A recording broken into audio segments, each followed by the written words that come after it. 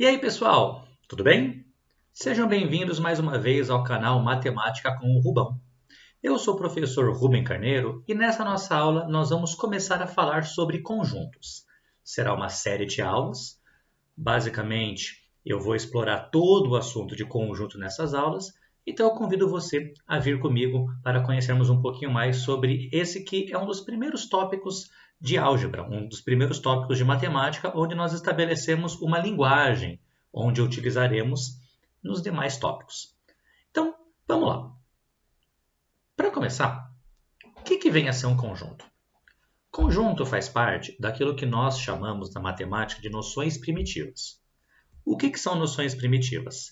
São ideias, são conceitos em que nós não definimos formalmente. Ou seja, nós explicamos o que é um conjunto através de um exemplo, nós explicamos o que é um conjunto através de um sinônimo e dessa maneira nós conseguimos ter sim a ideia do que representa um conjunto.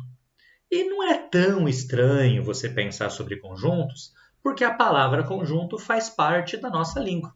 Se você parar um pouquinho para pensar, o que deve ser um conjunto? Conjunto nada mais é do que uma coleção de objetos. Esses objetos, eles podem ser objetos que nós temos no nosso mundo físico, por exemplo, quero fazer uma coleção de cards, quero fazer uma coleção de figurinhas, quero fazer uma coleção de canetas. Ou eles podem ser objetos que pertencem, vamos falar, ao mundo das ideias, uma coleção de números, uma coleção de letras. O que importa é que essa coleção deve ser uma coleção de objetos quaisquer. Em outras palavras, você pode colocar o que você desejar dentro do seu conjunto, porém, deve ser uma coleção de objetos bem definidos. Ou seja, eu devo ser capaz de dizer se um determinado objeto está no meu conjunto ou não está nesse meu conjunto. Como nós vamos conversar em uma aula posterior, cada um dos objetos que estão dentro do nosso conjunto são chamados de elementos do conjunto. Elementos é uma outra noção primitiva, mas nós facilmente conseguimos observar. Tudo aquilo que está dentro do meu conjunto é chamado de elemento deste conjunto. Quando nós temos um conjunto, nós precisamos ser capazes de mostrarmos a alguém, de explicarmos para alguém qual é o conjunto que nós estamos pensando. Para isso, nós temos três maneiras básicas de representarmos um conjunto. E, para terminar essa nossa primeira aula, eu quero conversar com você sobre cada uma delas. Vamos lá! A primeira maneira de nós representarmos um conjunto é através da chamada forma tabular. A forma tabular, ou também chamada de forma analítica, basicamente é você listar todos os elementos do seu conjunto. É uma das maneiras mais fáceis de você explicar para alguém o conjunto. Porém, ela tem uma limitação. Se você tiver uma lista com muitos elementos, você vai gastar mais tempo e mais espaço colocando um por um. Desse modo, para que nós possamos representar um conjunto, o primeiro elemento importante é o nome desse conjunto, que sempre será uma letra maiúscula do nosso alfabeto. Então, por exemplo, eu vou inventar com vocês o conjunto A. Depois, nós temos um símbolo internacional de conjuntos. Sempre que eu estou representando um conjunto, eu vou colocá-lo entre chaves, para deixar bem claro para o meu leitor que eu não estou simplesmente criando uma lista qualquer, eu estou criando um conjunto. Então, eu vou abrir chave e, ao lado dessa chave, eu coloco todos os meus elementos. Então, por exemplo, eu quero inventar um conjunto que tenha os números naturais de 1 até 5. Então, eu vou colocar o primeiro número, 1, posso colocar vírgula ou ponto e vírgula, o segundo, 2, 3, 4 e, por fim, o 5. E aí eu fecho o meu conjunto. Então, tenho esse conjunto A que possui 5 elementos. Posso inventar conjuntos de outros tipos de elementos. Então, por exemplo, eu vou inventar um segundo conjunto com vocês. Vamos chamá-lo aqui de um certo conjunto B. Eu vou colocar, por exemplo, as nossas vogais. O conjunto A, E, I, O e U. Reparem que agora eu coloquei como separação dos meus elementos o ponto e vírgula. Não faz diferença usar vírgula ou ponto e vírgula.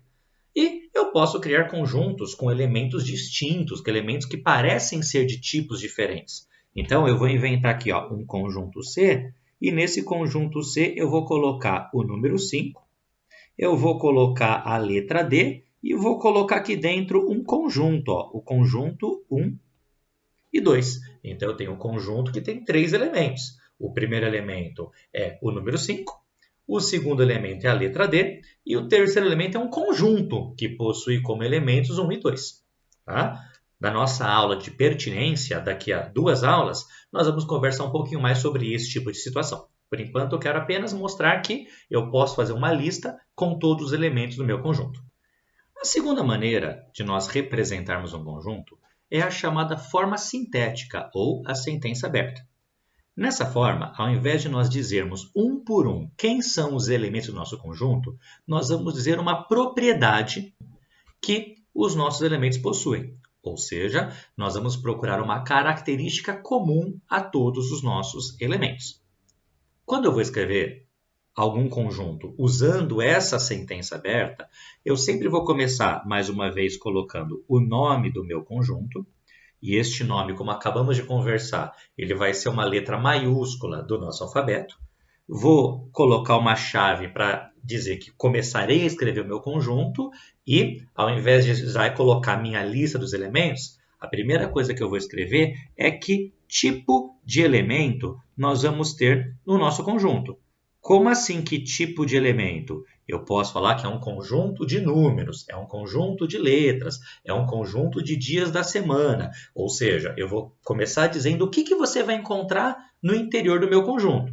Depois disso, eu vou colocar um tal que pode ser esse traço vertical, pode ser o 2 pontos ou pode escrever por extenso, tal que. Inclusive, uma abreviação bem óbvia que nós usamos na língua portuguesa, que é o TQ. Normalmente, entre essas 4 possibilidades, eu vou usar o traço vertical. Mas de vez em quando eu vou colocar um 2 pontos, de vez em quando eu vou colocar um tal que, para você se acostumar que eu posso sim encontrar conjuntos dessas maneiras. E logo do lado desse tal que, eu vou colocar a minha propriedade. Eu vou colocar uma característica que todos os nossos elementos possuem em comum. Como assim? Então vamos lá. Vamos inventar alguns conjuntos para servir de exemplo. Então, conjunto D, ele vai ser formado, por exemplo, por todos os dias da semana. Então, X é um dia da semana. Então, já repara que eu já coloquei um X, já coloquei uma incógnita, uma letra que vai representar os meus elementos. Então, se você ler apenas a primeira parte, X é um dia da semana, ele vai ser de segunda a domingo. Então, teremos 7 possibilidades. E aí, eu vou colocar o tal que, e do lado do tal que, eu vou colocar uma característica desses nossos elementos. Então, por exemplo, os bancos não abrem em X. Então, se nós pensarmos, que dias da semana os bancos estão fechados? Geralmente, sábado e domingo.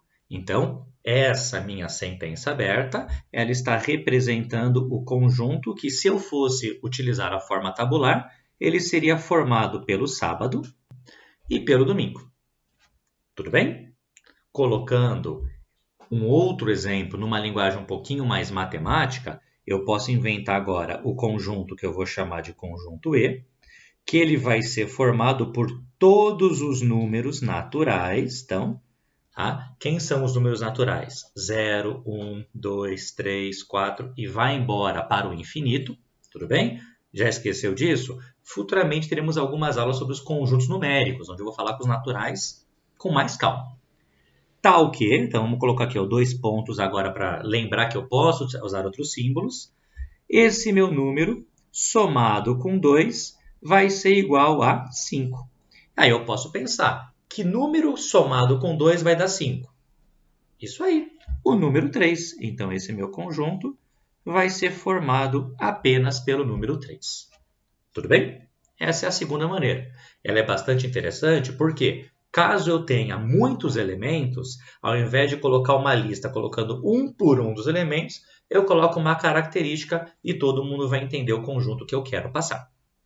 Tudo bem?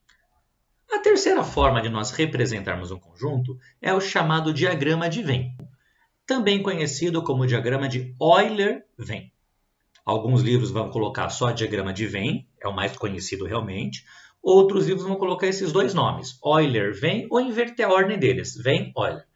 O diagrama é o mesmo. Esse diagrama de Venn, ele representa um conjunto graficamente, através de uma figura geométrica fechada. Você pode usar a figura que você quiser, quadrados, triângulos, hexágonos, o que você realmente desejar. Normalmente, nos livros de matemática, você vai encontrar uma representação através de uma elipse, de uma circunferência ou de uma oval, tanto faz, né? Alguns alunos chamam de bolota, tanto faz. Essa representação vai ser feita através de uma figura geométrica fechada, fiz aqui uma elipse. Do lado dela, eu coloco o nome do meu conjunto. Então, por exemplo, eu vou chamar isso aqui de conjunto F. E dentro desse conjunto, eu vou colocar os meus elementos. Por exemplo, eu quero fazer o conjunto com os números 1, 3, 5, 7 e 9. Os primeiros 5 números ímpares. Poderia colocar mais ou menos elementos, colocar letras e até conjuntos de tipos diferentes. Alguns livros vão deixar o conjunto só desse jeito e de vez em quando eles vão colocar pequenos pontinhos para representar esses elementos. Então, por exemplo, esse pontinho representa o número 1, esse pontinho o 3, esse pontinho o 5, esse pontinho o 7 e esse pontinho aqui o 9. Tudo bem? É importante notar que todos os elementos do meu conjunto, eles são representados dentro dessa região. Se eu tenho um exercício que tem mais do que um conjunto, eu vou ter mais do que uma região, mais do que uma figura geométrica, e dentro dessas figuras geométricas nós vamos ter os nossos conjuntos. Beleza? Nessa aula, nós vamos ficando por aqui. Nas próximas aulas, nós vamos continuar a conversar sobre conjuntos. Na próxima aula, especificamente, nós vamos conversar sobre 5 tipos de conjuntos notáveis, que são os conjuntos mais importantes para vocês conhecerem, e ao longo das próximas aulas desenvolveremos juntos esse assunto. Tudo bem? Eu aguardo você na nossa próxima aula. Um abraço a todos e até lá. Tchau, tchau, gente!